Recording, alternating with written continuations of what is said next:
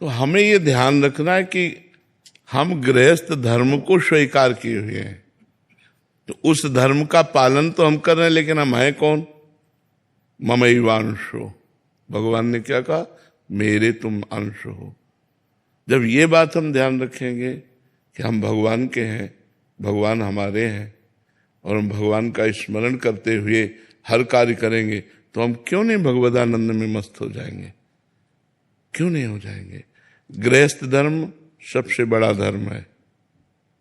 विरक्त पैदा कहाँ होते हैं? विरक्त संत कहाँ पैदा होते हैं? गृहस्थों के यहाँ ही तो पैदा होते हैं।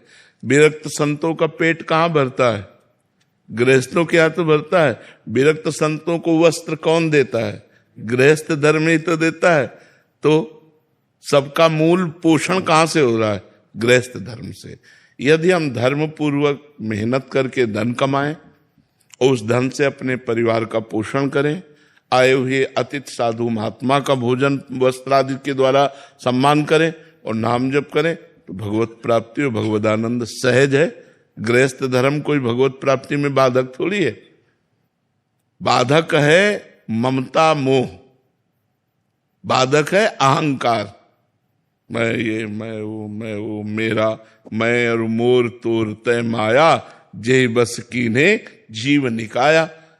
और अगर हम ये बात सोच लें, नाथ सकल संपदा तुम्हारी, मैं सेवक समेत सुतनारी, तो खत्म। मैं और मोर तोर तय माया, और अगर नाथ सकल संपदा तुम्हारी, मैं सेवक समेत सुतनारी, भक्ति, वही भक्ति हो गई और वही माया हो गई। जो कर्म कर रहे हैं अपने लिए कर रहे हैं, यही माया हो गई। जो कर्म कर रहे हैं वो भगवान के लिए कर रहे हैं, यही भक्ति हो गई।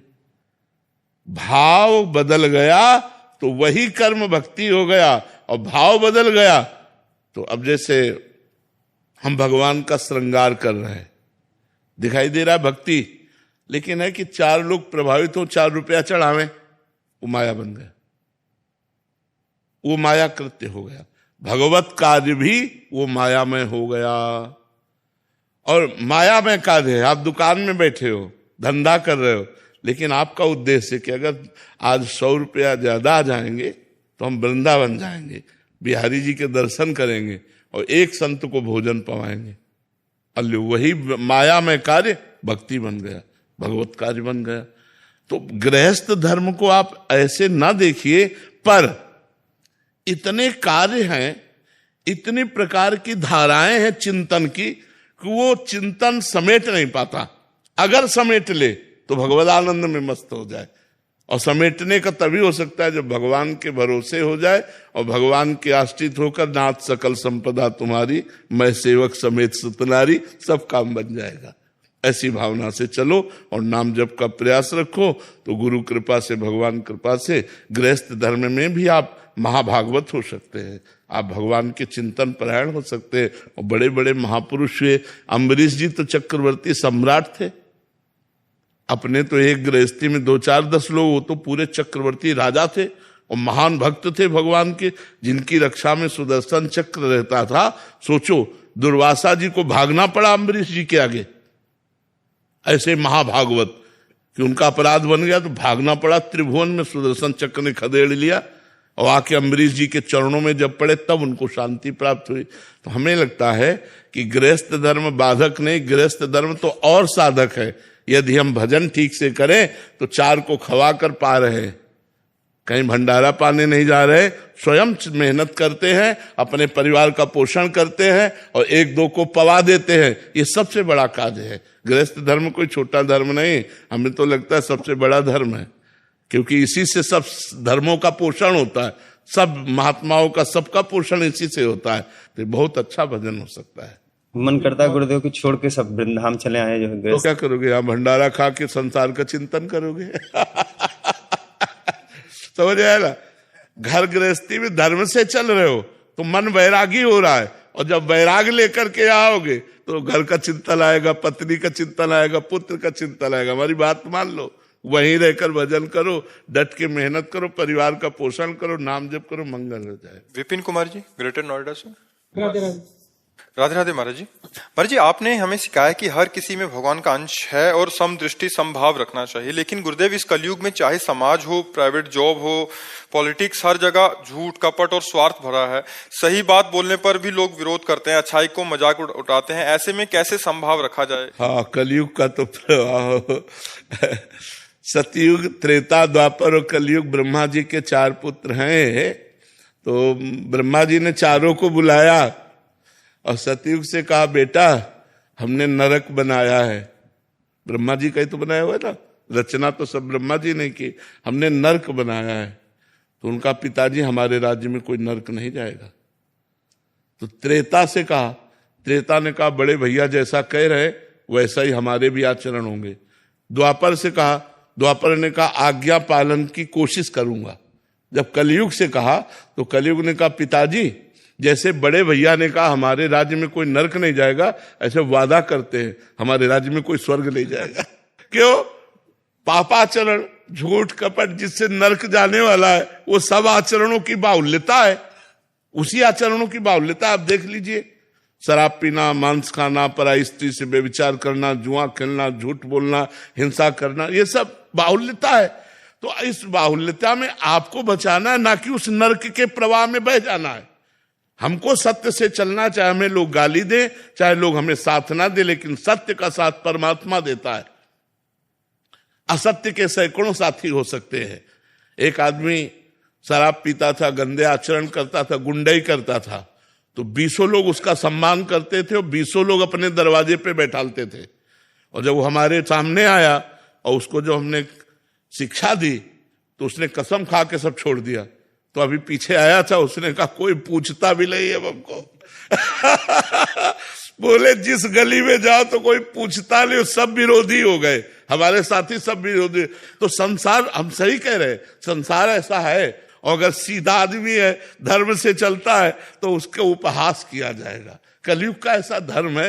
लेकिन हमको चाहिए कि हमें अपने धर्म से चलना चाहिए। लोग गाली दें, उपहास करें, लेकिन भगवान हमारा साथ देंगे। सच्चाई से चलेंगे तो हमारा मंगल हो जाएगा, बुराई से चलेंगे तो हमारा नाश हो जाएगा। धर्म से चलोगे तो सही ढंग से चलो, अधर्म से चलोगे, ज्यादा उपद्रव करोगे, पुलिस मार देगी तुम्हें, या तो विविध प्रकार से आप रोग ग्रसित हो जाओगे, नष्ट हो जाओगे। तो हमें लगता है धर्म से चलो। मनुष्य जीवन बहुत कीमती जीवन है, इससे भगवान को प्रसन्न कर लो, इससे परोपकार कर लो, इससे समाज की सेवा कर लो, राष्ट्र की सेवा कर लो। इसलिए हमें मनुष्य शरीर मिला। गंदे आचरण करना, गंदा खान पान करना, दूसरों को दुख देना, हिंसा करना इसलिए नहीं मिला। हम मनुष्य हैं। मनुष्य वही जो परोपकार परायण हो, जो दूसरों को सुख दे सके। जी। रामदीन बिश्नोई जी, जो राधे राधे महाराज जी। राधे राधे महाराज जी। महाराज जी, पहले आप एकांतिक वार्तालाप में टेबल पर प्रभु जी की छवि रखते थे, तो क्या इसके पीछे का कोई भाव था? पहले महाराज जी एक छवि रहती थी ना, राधा वल्लभ लाल जी की वहां। हाँ, हमारे अंदर भाव यह था कि अगर कोई प्रणाम करता है तो मेरे प्रभु को प्रणाम करता है, इसलिए छवि सामने रखते थे। और अब यहीं बैठे हुए हैं तो छवि की जगह ये हृदय भी तो मंदिर है, इसमें भी तो मेरे प्रभु बैठे। तो तुम्हें देखने के लिए वो बाहर छवि रखी थी, अब उसी को यहीं विराजमान रखते हैं कि यहीं विराजमान है। और दूसरा भाव, ये विराजमान है। हम इनके चरणों में बैठे हैं, आप दंडवत करोगे तो इनको दंडवत जाएगी, हमें दंडवत रहे। हमारे हृदय में भी वो विराजमान है और बाहर प्रकट रूप से हमारे स्वामी है श्यामा श्याम, वो विराजमान है। तो वहां पीछे हमारे छवि नहीं थी, इसलिए आगे रखते थे। अब अंदर भी छवि और पीछे भी छवि, इसलिए हम प्रकट में नहीं रखते, प्रकट में सामने नहीं रखते, पहले रखते थे। एकम जी, न्यू दिल्ली से। राधे राधे महाराज जी। महाराज जी, आपने बताया कि मनुष्य जीवन का ये लाभ होता है कि अच्छे कर्म, पूजा पाठ एवं नाम जप से नियति में परिवर्तन किया जाता, परंतु नियति का ऐसा कौन सा भाग है जिसको परिवर्तन नहीं किया जा सकता? प्रारब्ध भोग, अशुभ प्रारब्ध भोग। जैसे हमारी किडनी फेल है, इससे परिवर्तन नहीं किया जा सकता। जो अशुभ प्रारब्ध बन चुका है कि अब तुमको ये भोगना है, वो भोगना पड़ेगा। अवश्य में भोक्तव्यम कृतम कर्म शुभाशुभम। शुभ और अशुभ कर्म जो प्रारब्ध बन गए, उन्हें भोगना पड़ेगा। इसीलिए बहुत चतुरता पूर्वक जो पाप कर्म बन जाए उसे फटाफट नष्ट कर दो, पाठ के द्वारा, अनुष्ठान के द्वारा, किसी भी प्रयास से, विद्वानों से सलाह लेकर कि हमसे पाप बन गया, उसको नष्ट कर दो, प्रारब्ध ना बनने पावे। अगर प्रारब्ध बन गया तो फिर भोगना पड़ेगा। कैंसर है, किडनी फेल है, हार्ट फेल है, ये नाना प्रकार के दुख, बड़े बड़े दुख आ जाते हैं और उनको बड़े बड़े संतों को भोगना पड़ता है। जो खूब भजन करते हैं उनको भी भोगना पड़ता है। इसलिए प्रारब्ध जब तक नहीं बनता तब तक तो नष्ट हो सकता है, और जहां वो प्रारब्ध बन गया फिर उसे भोगना पड़ता है। इसलिए ये प्रारब्ध नहीं मिटाया जा सकता। अतीत जी लंदन से। राधा वल्लभ से। राधा वल्लभ श्री हरिवंश महाराज जी। महाराज जी, जैसे आप बताते हैं कि श्री जी और सदगुरुदेव एक ही तत्व हैं, तो फिर गुरुदेव अपने शिष्यों और दूसरे लोगों से निरपेक्ष क्यों दिखाई देते हैं? उनकी बाहरी व्यवहार उदासीन जैसा क्यों दिखाई देता है? क्योंकि संत रूप में निरपेक्षता ही सिद्धि है। अभी हम अपने साधकों से कह रहे थे कि सब कुछ हो जाता है, बाबा जी बन जाता है सब, लेकिन वो संसार से अपेक्षा नहीं छोड़ पाता। और संत का स्वरूप है निरपेक्षम मुनिम शांतम निर्वैरम शम दर्शनम। भगवान कह रहे हैं कैसे संत के पीछे पीछे भगवान डोलते? निरपेक्षम, किसी की अपेक्षा नहीं। वो भगवत स्वरूप से प्यार करते हैं, पांच भौतिक शरीरों से प्यार नहीं करते। वो भगवान के प्रेम में डूबे रहते हैं, इसलिए किसी से कोई अपेक्षा नहीं रहती। वो निरपेक्ष रहते हैं। निरपेक्ष माने किसी की अपेक्षा न रखना, और जो किसी की अपेक्षा नहीं रखते वही सबसे प्यार कर सकते हैं, और जो किसी से अपेक्षा रखते हैं वो प्यार ही नहीं कर सकते। अपेक्षा रखना स्वार्थी की पूर्ति प्यार कहा। और तभी तो सर्व मंगल जगत का वही संतों के द्वारा होता है जो निरपेक्ष होते हैं। जो अपेक्षाकृत जीवन व्यतीत करते हैं उनके द्वारा थोड़ी होता है। जो अपनी आवश्यकताओं की पूर्ति के लिए अपेक्षा रखते हैं उनके द्वारा जगत मंगल नहीं होता। जगत मंगल उन्हीं के द्वारा होता है जो निरपेक्षम मुनिम शांतम निर्वैरम शम दर्शनम। निरपेक्ष है, मननशील है, शांत है, निर्वैर है, समदर्शी है। ऐसे संतों के द्वारा जगत का मंगल होता है। ऐसे संत भगवान के प्रिय पार्षद होते हैं। ऐसे संत ब्रह्मबोध महापुरुष होते हैं। तो संतों की साधना ही चलती निरपेक्षता से। तो जब सिद्ध होते हैं तो निरपेक्ष होते हैं, वो किसी की अपेक्षा नहीं रखते। क्योंकि जितनी अपेक्षाएं वो सब मायाकृत है, वो स्वरूप में स्थित रहते हैं। तो इसलिए संतों का निरपेक्ष स्वरूप है। तो क्या श्री जी का तुम अपेक्षाकृत स्वरूप समझते हो? अगर गुरु निरपेक्ष है तो श्री जी तो आपसे पहले से ही निरपेक्ष है। जब जितनी गुरु कृपा करेंगे उतने श्री जी कृपा दृष्टि करेंगे। बिना गुरु के, बिना रसिकों के, बिना सखियों की कृपा के श्री जी की कृपा का पात्र भाजन ही नहीं बन सकता कोई। तो जो निरपेक्ष है, तो देखो कितने निरपेक्ष है। कहीं सृजन हो रहा है, कहीं पालन हो रहा है, कहीं श्रृंगार हो रहा है, और निरपेक्ष है। परमात्मा का स्वरूप ही निरपेक्ष है। वही गुरु का स्वरूप है, गुरु इष्ट का स्वरूप वही। हाँ, अब दूसरी बात आई, आप जितना प्रेम करोगे उससे बढ़ के वो आपसे प्रेम करेंगे। वो निरपेक्ष है। पर यदि आप प्रेम किए तो आप जितना प्रेम करोगे तो उससे बढ़कर वो आपको प्रेम करेंगे। आपने तन मन प्राण गुरु को, इष्ट को समर्पित कर दिए तो इष्ट पीछे पीछे घूमेगा। भक्तन पीछे यो फिरत जो बछड़ा संग गाय। आपका प्रेम बटा हुआ संसार में तो निरपेक्ष है। आपने अपने प्रेम को सबकी ममता ताग बटोरी, मम पद मनहि बांधि बर डोरी, तो फिर भगवान उसके ऊपर प्रेम की वर्षा कर देते हैं, पीछे पीछे डोलते हैं। अपने भक्ति के लिए भगवान रुदन करते हैं, अपने भक्त के चरण चापते हैं, अपने भक्त के घोड़े हाँक रहे हैं, रथ हाँक रहे हैं, अपने भक्त के लिए बिकने को तैयार है। पर भक्त के लिए जिसने तन मन प्राण सर्वस्व भगवान को समर्पित कर दिया है, जो अपेक्षाकृत जीवन रखते हैं, उनके लिए भगवान निरपेक्ष है, गुरु निरपेक्ष है। और जो अपेक्षाकृत न रहकर अपने जीवन को प्रभु या गुरु के शरण में पूर्ण रूप से समर्पित कर देते हैं, उनका गुरु प्रेम तुम क्या जानो। हम कितना प्यार करते हैं उन बच्चों से जिन्होंने माँ बाप परिवार सबको छोड़कर केवल श्री जी की शरण ली, तो उनको पता नहीं है। लेकिन हम इनको कितना प्यार करते हैं, इन संतों को। वो हमारा हृदय जानता है। जैसे कछुआ अपने अंडों को सूखे पे दे आता है, लेकिन जल के अंदर बैठा उसी का चिंतन करता है, तो उसके चिंतन के प्रभाव से उसके अंडे बच्चों के रूप में परिणित होकर के उन्हीं के पास आ जाते हैं, कछुआ के पास ही आ जाते हैं। ऐसे ही संत गुरु अपने शरणागत जनों का चिंतन के द्वारा पोषण करके उनको अपने समान बना देते हैं, उनको प्रभु मैं बना देते हैं, श्री जी मैं बना देते हैं। समझ में आ रहा है आपको? नितिन कुमार जी। राधे राधे महाराज जी। महाराज जी, प्रारब्धवश जीवन में कुछ कठिन परिस्थितियां आ गई हैं, हम उन्हें भगवान का प्रसाद मानकर सहन कर रहे हैं, पूजा पाठ नाम जप और साधना भी कर रहे हैं, फिर भी मन में एक डर सा बना रहता है कि आगे इससे भी अधिक विकटता बना रहता है। किसका प्रश्न है? हाँ, ये बना रहता है क्योंकि अभी हमें पूर्ण विश्वास नहीं, हम अभी अपने परमात्मा को पूर्ण जानते नहीं, अपने भगवान को जानते नहीं। समस्या इतनी बुद्धि है, भगवान अनंत है, वो चाहे जितना विकराल रूप समस्या धारण करे, जरा सी है। भगवान अनंत महिमाशाली है। एक बार ब्रजवासी सब गाय चरा रहे थे तो मुंजा टवी वन है एक, मुंजा टवी वन में आग लग गई। वैसे ही जंगल में आग लग जाए और बड़ी हवा चलने लगी और बीच में वो फंस गए मुंजा टवी में।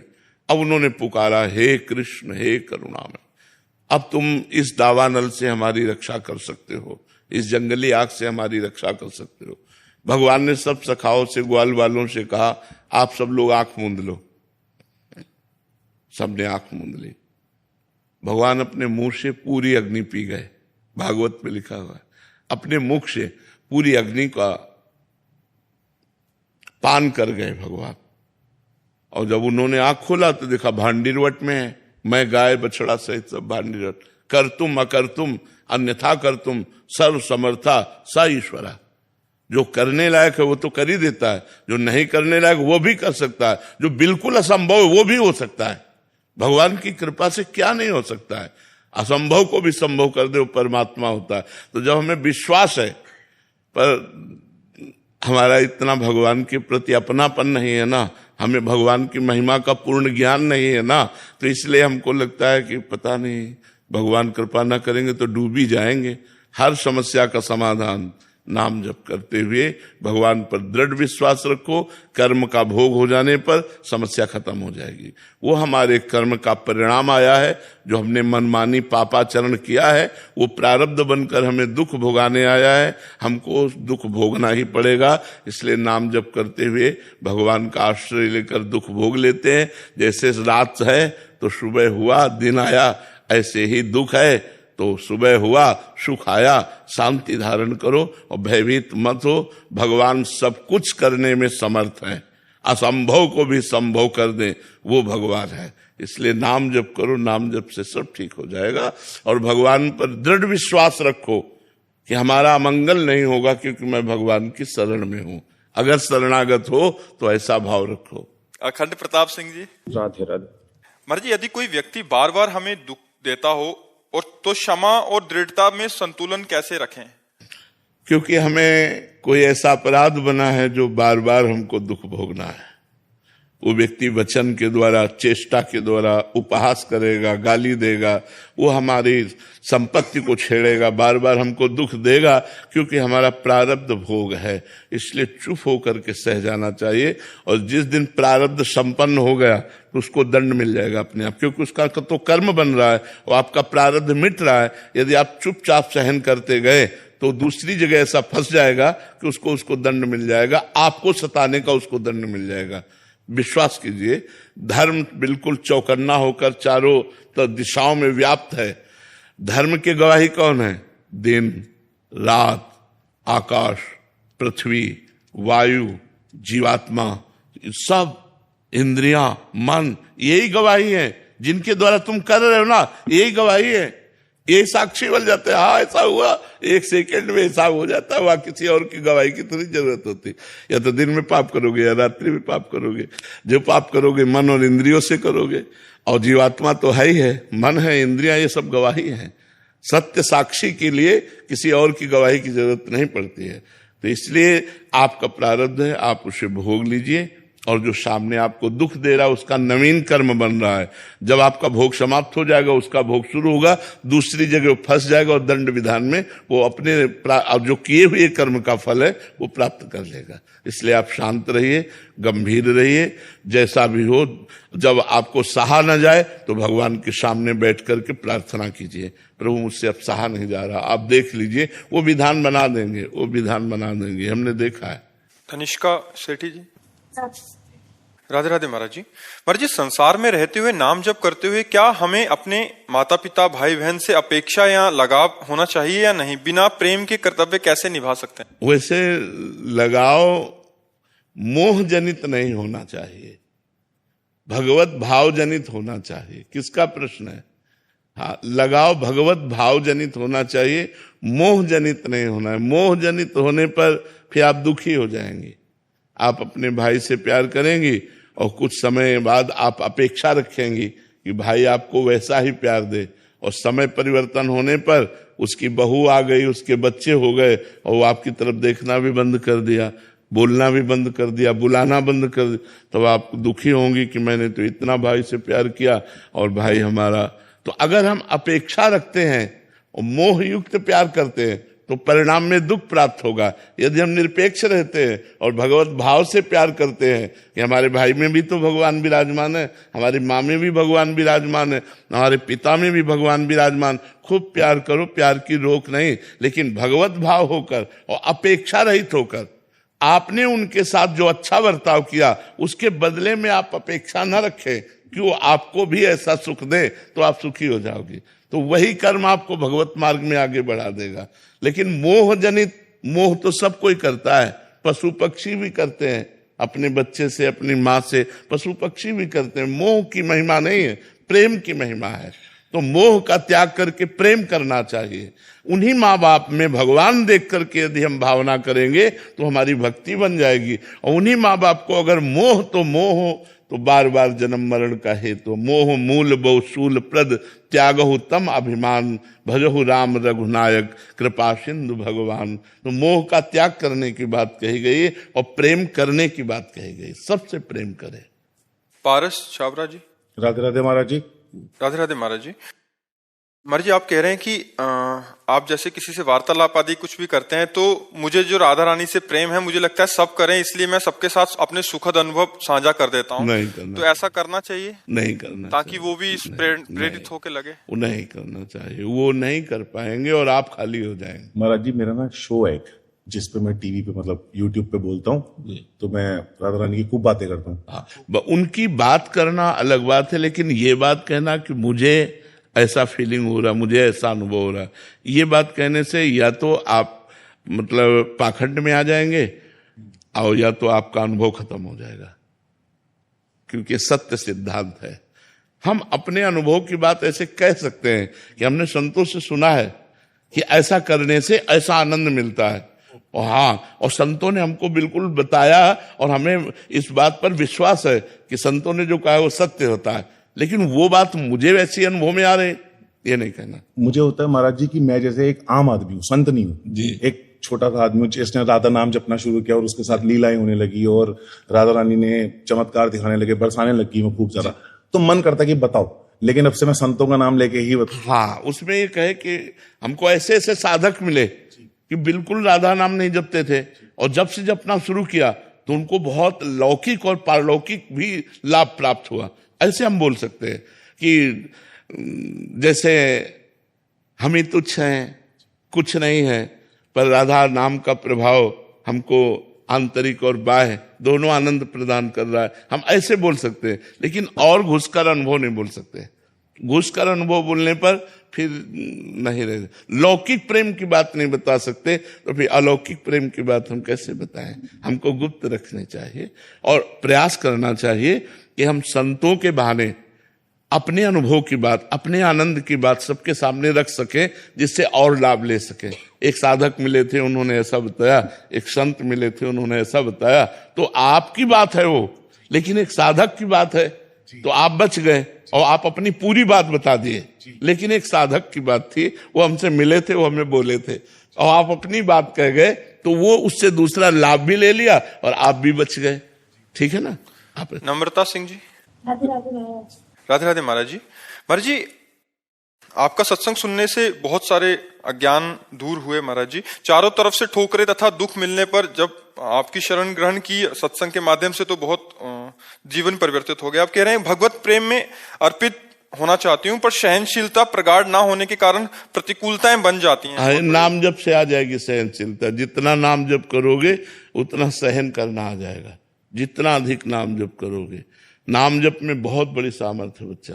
तो हमें लगता है सहन करने का जो बल आता है वो भगवान की कृपा से आता है, और भगवान की कृपा का अनुभव नाम जप से होता है। तो खूब नाम जप करे तो ऐसा सहनशीलता आ जाएगी कि बड़े से बड़े अपमान को, बड़े से बड़े निंदा को, बड़े से बड़े दुख को, बड़े से बड़े रोग को वो मुस्कुरा कर सह सकता है, वो आनंद पूर्वक सह सकता है। महाराज जी, आपने जैसे कहा कि एक पंछी भी आपसे कभी आहत नहीं हुआ और ऐसे कर्म बन गया, आपकी तबीयत खराब हो गई। महाराज जी, एक छोटा सा कर्म मेरे से बन गया कि एक बाइक से मेरी गौरैया चिड़िया का बच्चा खत्म हो गया। सिर्फ बात, अगर उसको आप जान करके चढ़ा रहे हैं तो हत्या हो गई, अचानक वो आकर के मर जाती तो एक एक्सीडेंट है जिसमें आपका कोई अपराध नहीं है। ऐसे कई पशु हैं जो मर जाते हैं गाड़ी के नीचे। उसमें देखना यह कि अब जैसे गाय बैठी हुई है और आप वहां बैक कर रहे हैं या आप वहां घुमा रहे हैं और उसको चोट पहुंचती तो आप अपराधी हो, आपको देखना चाहिए। अब आप रफ्तार से गाड़ी चला रहे हैं, अचानक कोई पशु पक्षी आकर आपके गाड़ी के नीचे दबकर मर जाता है तो आप उसके अपराधी नहीं हुए। वो अपराध नहीं, वो एक घटना है, उस जीव को उसी घटना से मरना था, इसलिए ऐसा होता है जी। शोभित अग्रवाल जी, गुरुग्राम से। श्री हरिवंश महाराज जी। महाराज जी, मेरा प्रश्न है कि जब जीवन में ऐसा अनुभव हो कि भगवान प्रसन्न है, तब जीव को भीतर क्या अनुभव करना चाहिए और कौन सा आचरण अपनाना चाहिए जिससे भगवान की प्रसन्नता। ऐसे किन लक्षणों से समझ लिया कि भगवान प्रसन्न है? सत्संग मिल गया, तीर्थों के दर्शन हो गए, संतों का संग मिल गया और ऐसा बार बार हुआ। ये तो बाहरी बात है, ये तो बाहरी बात। सांप बिल के अंदर बैठा हुआ ऊपर लाठियां सैकड़ों चला दी, उसको कोई फर्क पड़ा क्या? आप हमें बताइए। फर्क तो तब पड़ा जब अंदर घुस के उसको मारो। तो अज्ञान रूपी सांप अभी तो अंदर बैठा हुआ है। ये तो बाहरी बात हुई, बाहरी प्रहार हुआ अज्ञान पर। आंतरिक प्रहार क्या है, आंतरिक स्थिति क्या है, समझ रहे हो ना? आंतरिक भगवान की कृपा तब मानी जाती है जब निरंतर अव्यावृत भजन हो, अखंड स्मरण, हर समय श्वास प्रश्वास भगवान का चिंतन चल रहा है, भगवान का नाम चल रहा है। अब अंदर अज्ञान मरेगा, अब मन मरेगा, अब विषयों का नाश होगा और भगवान की प्राप्ति होगी। तो भगवान प्रसन्न है, ये बाहरी लक्षण। और आंतरिक लक्षण कि हमारे अंदर भगवान की स्मृति जाग जाए। नष्टो मोहा स्मृति लब्धा तत्प्रसादान में अच्युता। अर्जुन जी भगवान श्री कृष्ण से संपूर्ण गीता सुनने के बाद कहते हैं नष्टो मोहा, मोह का नाश हो गया। मोह माने अज्ञान। अब गीता जी सुनने के बाद अज्ञान का नाश हो गया। नष्टो मोहा स्मृति लब्धा, अब आपकी स्मृति जागृत हो गई। कैसे? तो प्रसादान में अच्युता, हे अच्युत आपकी कृपा प्रसाद से। भगवान प्रसाद है मतलब प्रसन्न है, भगवान का कृपा प्रसाद, भगवान प्रसन्न है। क्या प्राप्त हुआ? स्मृति लब्ध्वा तत्प्रसादान में अच्युता, हे अच्युत आपके कृपा प्रसाद से मोह का नाश हो गया और आपकी अखंड स्मृति प्राप्त हो गई। ये बात, भगवान प्रसन्न है। तीर्थ यात्रा, संत समागम, दान पुण्य, परोपकार, ये बाहरी लक्षण है। अंतर का लक्षण सतत भगवान का नाम स्मरण। नाम स्मरण चल रहा है भगवान का अंदर से, भगवान की याद, भगवान की स्मृति, भगवान के लीला गुण का चिंतन, अब संपूर्ण भगवान की कृपा है। अगर हम बाहरी संत समागम करें, तीर्थ यात्रा करें, परोपकार करें और अंदर से विषय चिंतन करें और विषयों का सेवन करें तो बात तो कूड़ा ही रही ना, बात में रंग तो नहीं आया। अंदर से विषय चिंतन छूट गया, भगवत चिंतन हो रहा है। अब शरीर से जो परोपकार संत समागम अब मंगलमय हो गया, समझ रहे हो आप हमारी बात?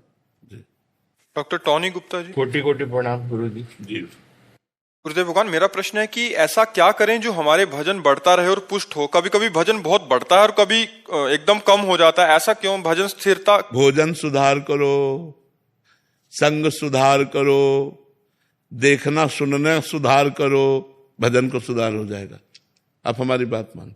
मोबाइल से व्यर्थ की बातें देखना बंद करो, लोगों से व्यर्थ की बातें करना बंद करो, गंदे आचरणों पर ब्रेक लगा दो, भोजन पवित्र पाओ। अपने आप भजन देखो बनता है कि नहीं बनता, भजन में उत्साह आ जाएगा। ये सब पदार्थ जो है रजोगुण प्रकट करते हैं।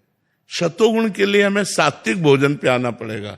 जिसका भोजन नीरस उसका भजन सरस, और जिसका भोजन सरस उसका भजन नीरस। ये हमने देखा है।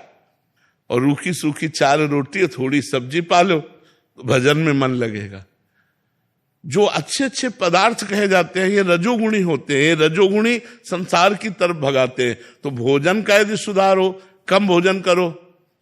जैसे भोजन हमें ऊर्जा शक्ति प्रदान करता है, लेकिन हम छक के भोजन पालें तो हमारी ऊर्जा शक्ति को नष्ट करता है। हमें भूख में इतना भोजन पाना चाहिए कि मतलब जैसे हम 4 रोटी पा लिए और हमें लगता है कि अभी 1 रोटी और पा सकते हैं, तो अब नहीं पाना चाहिए। 1 रोटी की गुंजाइश रखनी चाहिए कि अभी हम इतना भोजन पा सकते हैं, तो छोड़ दो, मत पाओ। थोड़ा भूखे रहना, भोजन के बाद थोड़ा लगना चाहिए कि अभी मैं पा सकता हूं। इतना अगर भोजन पाओगे तो शरीर आपका स्वस्थ रहेगा। मोटा होना स्वस्थ नहीं कहा जाता, शरीर का बहुत चर्बीवान होना स्वस्थ नहीं कहा जाता, स्फूर्तिवान होना स्वस्थ कहा जाता है। और चिंतन परायण स्वस्थ। तो भोजन का सुधार करो, देखने सुनने का सुधार करो, बोलने का सुधार करो, और नाम बार बार हठपूर्वक जपो तो भजन में प्रीति हो जाएगी। आयुष जी। श्री हरिवंश। श्री हरिवंश महाराज जी।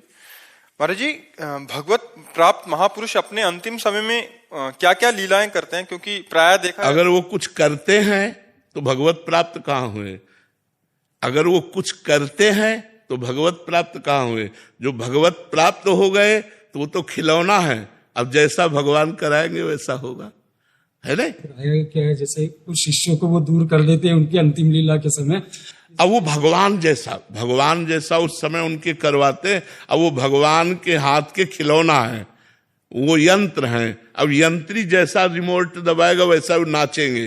जो सिद्ध महापुरुष होते हैं वो भगवान के हाथ के खिलौना होते हैं। जैसा भगवान उनसे करवाना चाहते हैं वैसा व्यवहार होता है। अब वो स्वयं करता नहीं रहे। अगर स्वयं करता रहे तो भगवत प्राप्त कैसे होगा? जब कर्ता भाव ही खत्म हो जाता है तभी तो भगवत प्राप्त होता है। जो भगवत प्राप्त हो गया तो भगवान उससे लीला करवाते हैं। अब वो कभी क्या लीला करते हैं अपने बस की बात नहीं समझना। इसलिए संत महापुरुष जो भगवत प्राप्त है केवल नमस्कार है और उनकी आज्ञा का पालन करे, उनके बाहरी व्यवहार को न देखे।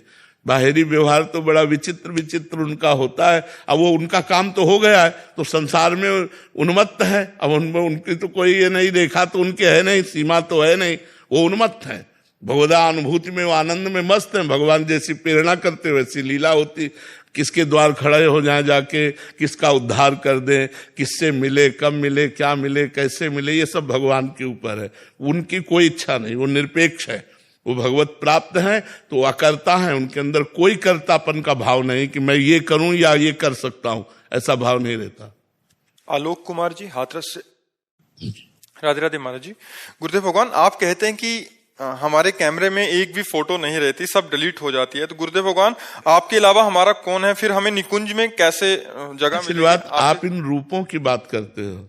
हम आप सबको बहुत प्यार करते हैं, लेकिन आपके कुर्ता पैजामा को प्यार नहीं करते, आपके पैंट शर्ट को प्यार नहीं करते, आपको प्यार करते हैं। ऐसे आपका कुर्ता पैजामा जैसे आपके शरीर के लिए, ऐसे ये शरीर कुर्ता पैजामा आत्मा का है। समझ रहे हो ना हमारी बात? आत्मा की पोशाक ये शरीर है। जैसे हम पहला बनियान पहनते हैं, फिर उसके ऊपर शर्ट पहनते हैं, फिर उसके ऊपर कोट पहनते हैं, पूरी पोशाक होती है ना। ऐसे आत्मा की पूरी पोशाक है कारण शरीर, फिर सूक्ष्म शरीर, फिर स्थूल शरीर। स्थूल कोट, सूक्ष्म शरीर शर्ट, कारण शरीर बनियान। लेकिन ये तीनों वस्त्र हैं, ना कि मैं हूं। तो वस्त्रों की फोटो नहीं आती, आपसे प्यार है। जो आप है वही आप है, जो आप है वही आप है। हमारी बात समझ में आ रही? जो आप है वही आप है, जो आप है वही आप है। और आप ही मेरे प्रीतम हैं, तो वो तो बसे ही हुए हैं। अब दूसरी फोटो कहां से समाये? धर्मशाला जब भर जाती है तो यात्रियों को वापस कर दिया जाता है। पी मूर्ति नयनन बसे तेहि रस रहाय समाय, ये लक्षण सुन प्रेम के और न कछु सुआय। जब प्रिया प्रीतम मानस पटल पर छा गए तो आप ही आप है, आप ही आप है। इसलिए हम आपसे बहुत प्यार करते हैं, ना कि आपकी पोशाक से। ये सब पोशाकें हैं और ये सब मिटने वाली हैं। ये ना पहले थी ना आगे रहेंगी, बीच में कुछ दिनों के लिए है, इसके बाद नष्ट हो जाएंगी। मानते हुए बात कि नहीं? इसीलिए इन पोशाकों पर हम प्यार नहीं करते। इन पोशाकों को जो पहनने वाले आप हैं, आपको बहुत प्यार करते हैं, आपसे प्यार करते हैं। और जो आपका स्वरूप है वो आपका स्वरूप है, जो आपका स्वरूप है वही आपका स्वरूप है। बस ये समझ में ले आया, इसीलिए ऐसा लगा। हम तो अपने आप को जानते ही नहीं। हाँ, यही कहा ना, ये समझ में नहीं आया, इसीलिए लगा कि महाराज जी तो किसी को प्यार ही नहीं करते। नहीं, हम सबको बहुत प्यार करते और सच्चा प्यार करते हैं, किसी स्वार्थ से प्यार नहीं करते कि आप कुछ दें तो मैं आपको प्यार करूं। बिल्कुल निस्वार्थ प्यार आपसे है और आप सबका कल्याण हो, आप सब सुखी रहें, आप सब स्वस्थ रहें, बस यही हमारी भावना है। ये जो हम बैठ करके प्रवचन करते हैं, इसका हमारा उद्देश्य यही है कि आप सब स्वस्थ हो, मानसिक और शारीरिक, आपके अंदर बुद्धि का विकास हो, आप चिंता शोक से बचें, आप भगवान के प्यारे बने, भगवान आपको प्यार करें, आपको दुलार करें और सब सुख आपको प्राप्त हो। वो इसलिए चर्चा, ये व्यवहार करते हैं। तो अगर हम प्यार न करते होते तो आपको समय क्यों देते? समय की कोई फीस है और समय बड़ा कीमती है। तो अपना हम कीमती समय आपको दे रहे हैं तो आपके मंगल के लिए, आपके कल्याण के लिए, आपके सुख के लिए। तो आपको प्यार करते तभी तो समय दे रहे हैं आपको। हम अपना समय छोड़ करके, अपने प्रभु का निज चिंतन छोड़ करके हम आपसे बात कर रहे हैं, आपको समय दे रहे हैं, चाहे शरीर कष्टप्रद हो, चाहे जैसी परिस्थिति हो। तो हम आपसे प्यार ही तो करते हैं, तभी तो आपको समय दे रहे हैं। हम बहुत प्यार करते हैं आपसे, पर आपकी पोशाक से नहीं, आपसे प्यार करते हैं। बस ये बात समझ लो, आपकी शरीरों से नहीं, आत्मा स्वरूप। हाँ, हम आत्म स्वरूप से प्यार करते हैं, शरीर रूप से प्यार नहीं। शरीर रूप से प्यार करेंगे तो हम में तुम में अंतर क्या रह जाएगा? तो महाराज जी, जैसे हमें अगर अपनी आत्मा बोध हो जाएगा तो हम आपसे मिल लेंगे फिर? बिल्कुल, आप अपने पास ही देखेंगे, आप अपने पास ही यही तो भेद है, शरीरों का ही तो भेद है। शरीर ही तो द्वैत में बांधे हुए है। इसलिए खूब इससे मेहनत करो, धर्म पूर्वक राष्ट्र की सेवा करो और नाम जप करो, तो आप अपने स्वरूप। 24 घंटे जो समय ना 1 मिनट में बीत जाता है बस। इतनी आनंद। बिल्कुल बिल्कुल बिल्कुल, आप लगे रहो, आप चिंता न करो, लगे रहो। हाँ, लगे रहो। करत करत अभ्यास के जड़मत होत सुजान, रस्सी आवत जात ही सिल पर होत। हाँ, जब पत्थर पर चिन्ह बन जाता है तो हमारी बुद्धि भगवदाकार क्यों नहीं हो जाएगी? यदि हम राधा राधा जपेंगे तो हमारा मंगल क्यों नहीं हो जाएगा? आप चिंता न करें। डॉक्टर आदित्य शुक्ल जी। राधे राधे महाराज जी। राधे राधे महाराज जी। महाराज जी, श्रीमद् भागवत महापुराण की कथा श्रवण से शापग्रस्त राजा परीक्षित को मोक्ष की प्राप्ति हुई थी। इस प्रसंग में मेरे मन में एक जिज्ञासा उत्पन्न हुई कि हमारे लिए मोक्ष का वास्तविक अर्थ क्या है? त्रिगुण माया से रचित त्रिगुण शरीरों में अहम बुद्धि करने के कारण हम बंध गए। वैसे हम कभी बंधे नहीं। गोस्वामी तुलसीदास जी बड़ी सावधानी पूर्वक वर्णन कर रहे हैं। बोले, जड़ चेतन ही ग्रंथि पड़ गई, यद्यपि मृषा छूटत कठिनई। बोले, जड़ और चैतन्य में ग्रंथि पड़ गए अज्ञान के कारण, पर लिखना पड़ा यद्यपि मृषा, ये ग्रंथि झूठी है। आत्मा कभी बंधन को प्राप्त हो ही नहीं सकता। जो आत्म स्वरूप है वो कभी बंधन को प्राप्त नहीं हो सकता। पर छूटत कठिनई, यद्यपि गांठ झूठी है पर छूटने में बड़ी कठिनता है। क्या हो गया? मैं जो है शुद्ध मैं, वो ब्रह्म स्वरूप है। वो अपने स्वरूप को भूलकर इन शरीरों में राख कर लिया। 3 शरीर हैं, स्थूल शरीर, सूक्ष्म शरीर और कारण शरीर। अब देखो, आपसे जैसे पूछा जाए आप कौन हैं, तो आपका विचार इसी शरीर पर आएगा। नहीं, मैं अमुक हूं, अमुक गांव में पैदा हुआ हूं, अमुक जाति में पैदा हुआ हूं, लेकिन ये स्थूल शरीर हमारा ढांचा है, मैं तो नहीं हूं ना। बस इसी भ्रम का नाश हो जाना मोक्ष कहते हैं। जो शरीर धर्म से हम युक्त हो गए हैं, इंद्रियों के विलास को हम अपना मानते हैं। जैसे मैंने इनको देखा, लेकिन जब ज्ञान पूर्वक इसका अनुभव करो तो नेत्रेंद्रिय ने देखा, मन ने प्रेरणा की, और मैं मन और नेत्रेंद्रिय दोनों का साक्षी हूं। मैंने नहीं देखा, मैं जो है उसने नहीं देखा, नेत्रेंद्रिय ने देखा, और मन ने उसको संकल्प किया कि देखो ये कौन है। और हम जो मैं तत्व है वो साक्षी है इनका, इनको पावर देता है और इनका साक्षी है। इसी से पावरवान है सबकर परम प्रकाशक जो ही परम प्रकाश इन इंद्रियों मन बुद्धि को सबको जहां से मिल रहा है वो आत्मा है और वो निरपेक्ष है। जब ये अंदर ज्ञान हो जाता है कि ना मैं खाता हूं, जिसे 5वें अध्याय में गीता में लिखा है, जो स्थित प्रज्ञ पुरुष है वो खाता हुआ भी खाता नहीं है, पीता हुआ भी पीता नहीं है, देखता हुआ भी देखता नहीं है, चलता हुआ भी चलता नहीं, वो सूंघता हुआ भी सूंघता नहीं। मतलब कैसे सूंघ रहा है, लेकिन कौन? घ्राणेन्द्रिय। इसका अनुभव कौन करा रहा है? मन। मैं तो हूं नहीं, इसमें मैं नहीं है। तो जहां वो अहंकार रहित देहाभिमान रहित हुआ, अपने स्वरूप में स्थित हुआ, मुक्त पुरुष था, मुक्त पुरुष है और मुक्त रहेगा। पर बंध गया इसमें, मैंने देखा, मैंने किया, मैंने भोगा, मैंने अहंकार विमूढ़ात्मा करता हमिति मन्यते। वही अहंकार का बंधन है। साधना के द्वारा इसी भ्रम को मिटा दिया जाता है। वो जीवन मुक्त पुरुष होकर अखंडानंद का, परमानंद का अनुभव करता है अपने स्वरूप में। पर छूटती कठिनाई, बिना गुरु कृपा के, बिना साधना के ये बात नहीं आएगी। गुरु कृपा से साधना मिले और खूब हो, तब धीरे धीरे खुद अनुभव होने लगता है मैं देह नहीं हूं। ये देह हमारी पोशाक है। जैसे आप कुर्ता पहने तो आप कुर्ता तो नहीं हो, कुर्ता पहनने वाले हो। ऐसे मैं शरीर नहीं हूं, शरीर को स्वीकार करने वाला हूं। अस्वीकृति कर दो, खत्म हो जाएगा।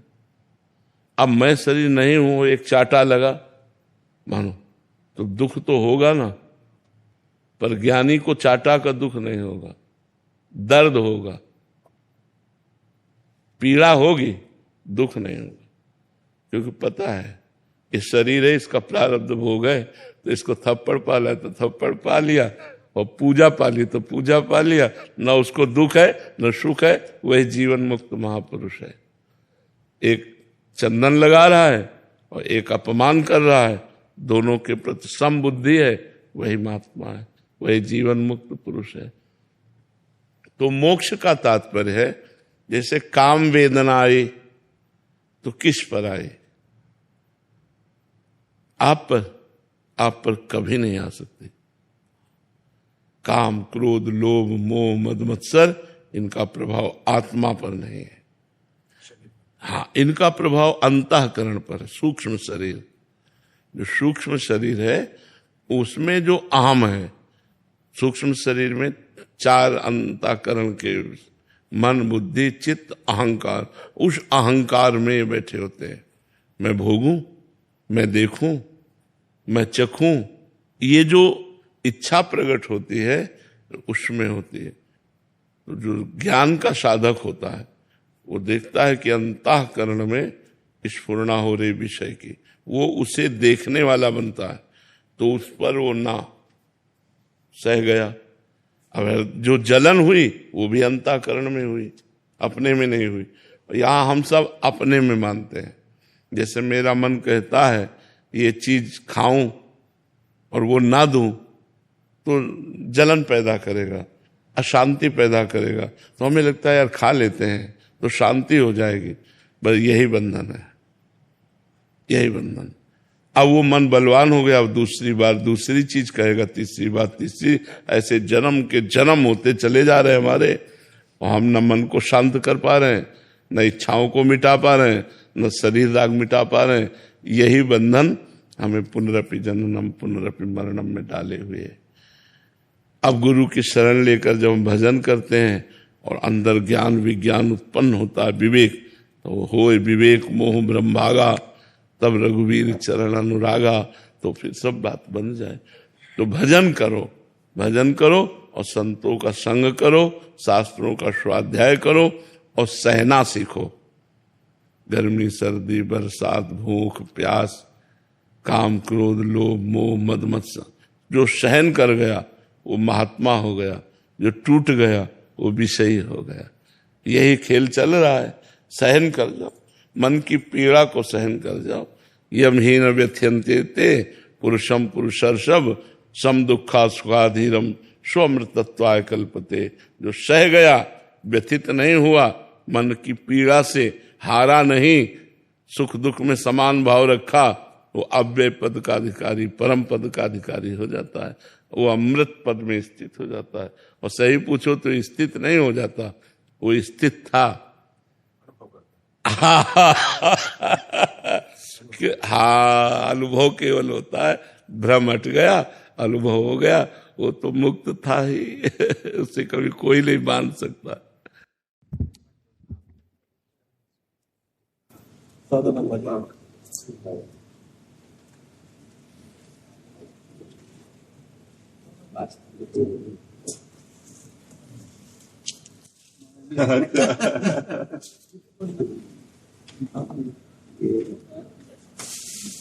विराज हमारे जी, विराज।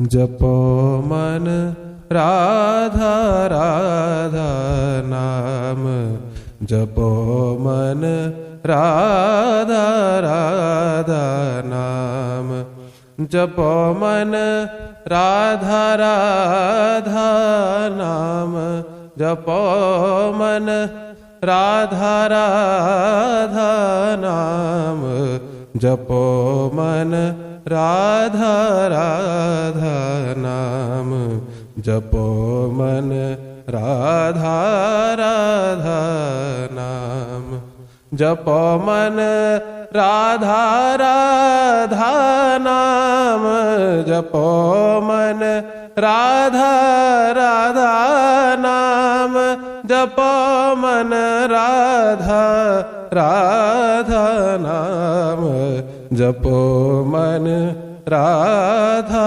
राधा नाम, जपो मन राधा राधा नाम।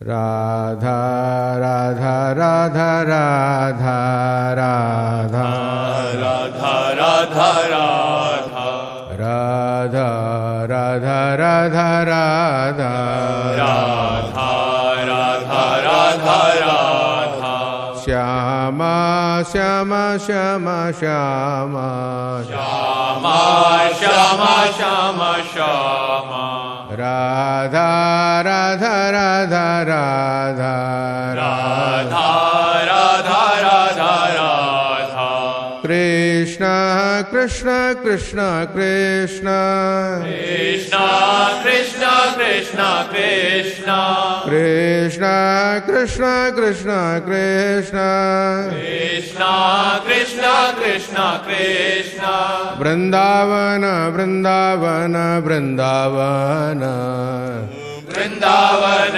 वृंदावन वृंदावन वृंदावन वृंदावन वृंदावन वृंदावन वृंदावन वृंदावन श्री राधा राधा राधा श्री राधा राधा श्री राधा श्यामा श्यामा श्यामा श्री श्यामा श्यामा श्यामा श्यामा श्री श्यामा कृष्ण कृष्ण कृष्ण कृष्ण कृष्ण कृष्ण कृष्ण कृष्ण कृष्ण कृष्ण राधा राधा राधा राधा राधा राधा राधा राधा राधा राधा राधा कृष्ण कृष्ण कृष्ण कृष्ण कृष्ण कृष्ण कृष्ण कृष्ण कृष्ण कृष्ण कृष्ण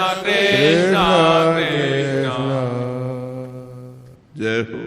श्री राधा कृष्ण भगवान की, श्री राधा गोलोक बिहारी जी महाराज की, श्री निम्बार्क भगवान की, हित हरवंश प्रभु की। राधा राधा राधा राधा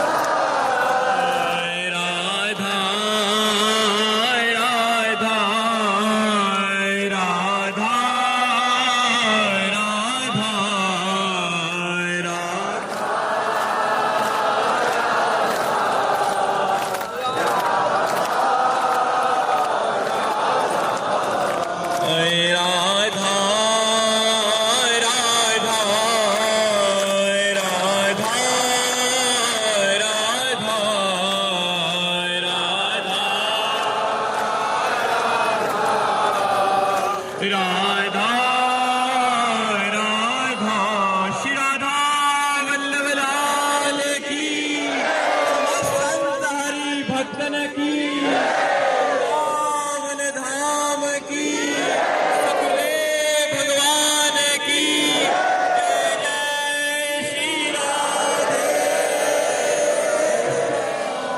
जय जय श्री राधे, जय जय श्री राधे, जय जय श्री